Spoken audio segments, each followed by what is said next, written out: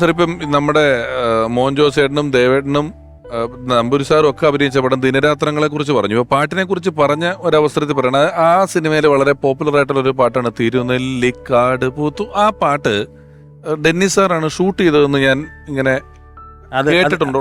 ശരിയാണ്. മുകേഷ് പാർവതിയായിരുന്നു. അതപ്പോ ഡെന്നിസ് ഡയറക്ഷനിലേക്ക് നിൽക്കുന്നുണ്ട്. ജോഷിയേട്ടാണ് പറഞ്ഞത് നീ പോയി ഷൂട്ട് ചെയ് എന്ന് പറഞ്ഞ് ഒരു ട്രെയിനിങ് പോലെ പോയതാണ്. പുള്ളിക്ക് ഭയങ്കര ഇഷ്ടമാണ് പാട്ടെടുക്കാനായിട്ട്. എൻ്റെ മാന്യന്മാരിലൊരു തമിഴ് പാട്ട് ഷൂട്ട് ചെയ്തത് ഡെന്നിസ് ജോസഫാണ്. ഒരു സെപ്പറേറ്റ് ഒരു യൂണിറ്റ് വെച്ചിട്ട് അത് കൊടുക്കും. കാരണം പാട്ടിനോട് ഇദ്ദേഹം ഭയങ്കര ക്രൈസാണ്.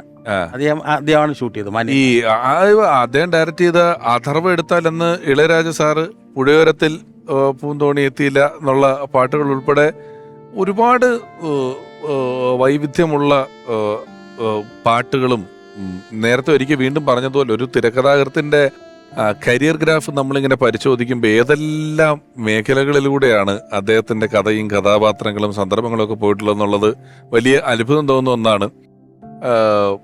നടക്കാതെ പോയ പ്രൊജക്റ്റുകളെ കുറിച്ച് പറഞ്ഞു. ഒരുപക്ഷെ അതുപോലെ പ്ലാൻ ചെയ്തിട്ട് നടക്കാതെ പോയ ഒരു സിനിമ സമീപകാലത്ത് ഡെന്നിസ് സാറിന്റെ വിയോഗത്തിന് തൊട്ടു മുമ്പ് വരെ ബാബു ആന്റണി സാറിനെ വെച്ചിട്ട് പവർ സ്റ്റാർ എന്ന് പറയുന്ന ഒരു പടം പ്ലാൻ ചെയ്തിരുന്നു. അതിന്റെ ഫുൾ തിരക്കഥ തീർത്താണ്. ഡയലോഗ്സ് എഴുതിയിട്ടില്ലായിരുന്നു. ഫുൾ തിരക്കഥ അതിന്റെ ഫുൾ ഡീറ്റെയിൽ. ഡെന്നിസ് എപ്പോഴും പറയുമ്പോൾ റഫ് ഡയലോഗോടെ തിരക്കഥ റെഡിയാക്കത്തുള്ളൂ.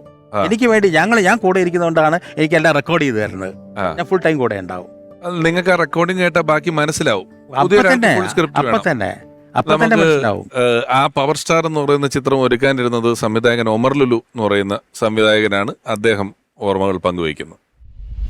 ഡെന്നിസ് ജോസഫ് സാറിനെ പറ്റി പറയുമ്പോൾ എനിക്ക് ഫസ്റ്റ് ഞാൻ പവർ സ്റ്റാർ എന്ന് പറഞ്ഞ ഫിലിമിന്റെ സ്ക്രിപ്റ്റ് എഴുതുന്ന ആവശ്യത്തിനാണ് ഫസ്റ്റ് ഡെന്നിസ് ജോസഫ് സാറിനെ ബന്ധപ്പെട്ടത്. അപ്പോൾ ഈ പവർ സ്റ്റാർ പടമൊക്കെ അനൗൺസ് ചെയ്ത് അതിൻ്റെ ഒരു ഫാൻ മെയ്ഡ് പോസ്റ്ററൊക്കെ വന്നു കഴിഞ്ഞാൽ പോസ്റ്റർ അത്യാവശ്യം ഭയങ്കര റീച്ച് ഉണ്ടായിരുന്നു. അപ്പം ആ പോസ്റ്ററിൽ ഡെന്നിസ് ജോസഫ് സാറിന്റെ പേര് കണ്ടിട്ട് ഒരുപാട് പേര് ഡെന്നിസ് ജോസഫ് സാറിനെ വിളിച്ചിട്ട് ഒമറിനായിട്ട് പ്രോജക്റ്റ് ചെയ്യരുത് എന്നൊക്കെ പറഞ്ഞ് കുറെ പാരകളൊക്കെ ചെന്നു.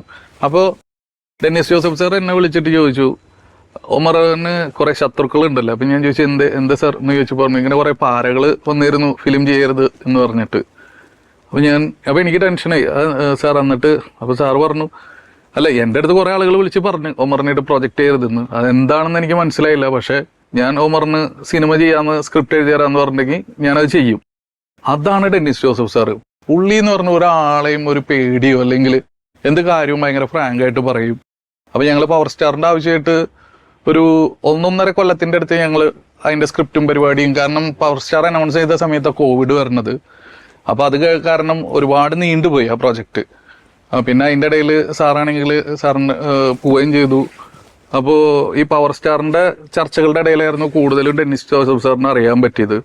അപ്പൊ ഇത്രയും ഒരു തറവാടി മനുഷ്യൻ ഞാൻ എൻ്റെ ഫിലിം ലൈഫിൽ കണ്ടതിൽ ഡെന്നിസ് ജോസഫ് സാറാണ്. ഒരു വാക്ക് ആള് പറഞ്ഞ അത് ചെയ്തിരിക്കും.